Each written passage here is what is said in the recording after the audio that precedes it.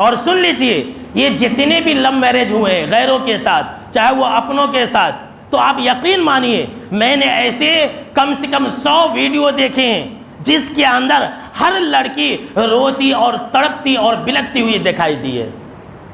जितनी भी लड़कियों ने भाग करके शादी की, 5-6 महीना के बाद उनको छोड़ दिया गया, तलाक दे दिया गया, या फिर उनको कत्ल कर दिया गया। यूपी के अंदर और हरियाणा के अंदर ऐसे कितने सारे वाक़यात हैं कि लड़की ने अपने गैर कौम के दोस्त के साथ भाग करके शादी की, साल और 6 महीना के बाद उनका कत्ल कर दिया गया, उनका गैंग रेप हुआ, या फिर उनके ऊपर इल्ज़ामात लगा करके घर के बाहर ढकेल दिया गया, या फिर उसे कोठे के ऊपर भेज दिया गया।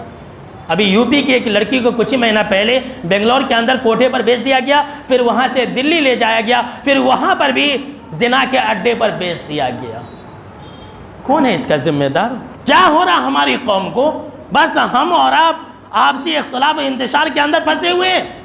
लोग बहस व मुबाहिसा करें कि मस्जिद के अंदर ये हो रहा है, वो हो रहा है, मस्जिद के अंदर हमको मुतवल्ली की सीट चाहिए, इसके लिए लड़ रहे हैं, लेकिन कौम हिला को बर्बाद हो रही है। मुस्लिम कौम की बच्चियां भाग करके गैरों के साथ अपने दीन और ईमान से मुर्तद हो रही है, इसका किसी को पास लिहाज नहीं है। शर्म की बात है ना, कितने शर्म की बात है। अल्लाह की पनाह मेरे दोस्तों, ये सब के लिए गैरत वाली बात है कि हमारी बच्चियां कितनी बेशर्म हो गई है, किस तरह से हमने अपनी बच्चियों की तालीम और तरबियत की कि हमारी बच्चियां गैरों के साथ भाग रही है, अपनों के साथ भाग रही है।